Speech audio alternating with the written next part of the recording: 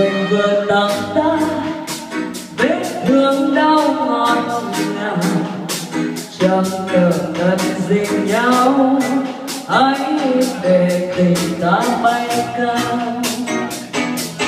Đừng vào cuộc vui ta chớ nghe lừa dối, che giấu trên nụ hôn những lời yêu quá ta đời. Hàng một lần đi cách xa nhau ngàn đời, cho lệ này ngừng rơi, tiếng người còn bước trên môi.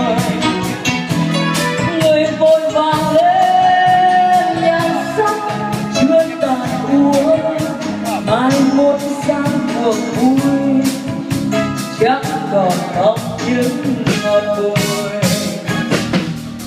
Từ đây xa rồi đôi cánh tay qua, từ đây ra từng lời nói yêu hoa,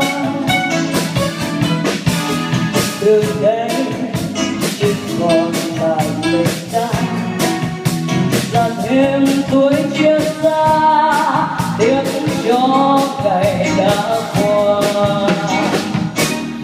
Cuộc tình vừa xa sát thân đau xa rời, xin một lần này thôi hãy để tình ta yên vui.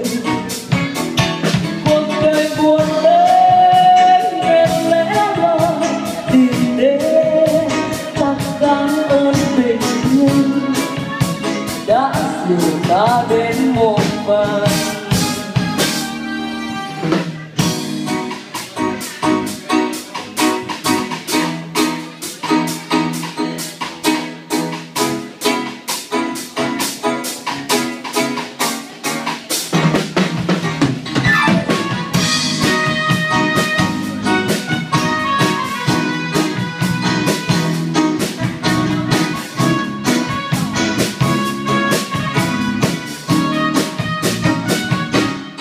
Người vừa tặng ta vết thương đau ngọt ngào, chẳng nợ nần gì nhau, hãy để tình ta bay cao. Đừng vào cuộc vui ta chớ nghe lừa dối, che giấu trên nụ môi những lời yêu quá ta đời.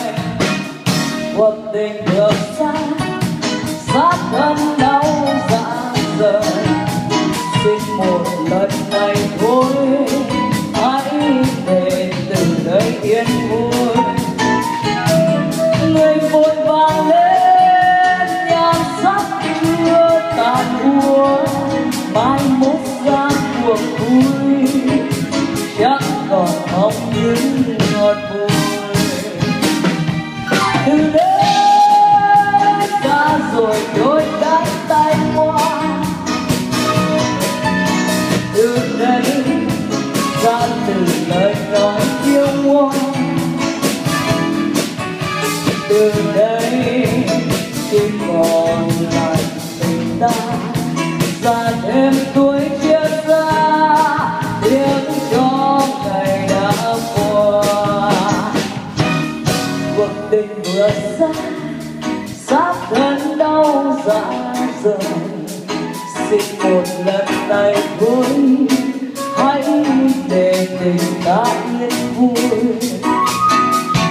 Cuộc đời buồn đến nên lẽ loi tìm đến, ta cảm ơn tình nhân đã dìu ta đến một phần.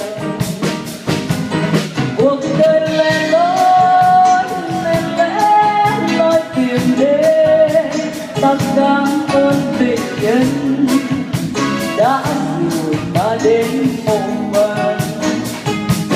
Cuộc đời buồn đến nên lẽ loi tìm đến, ta cảm ơn tình nhân đã dìu ta đến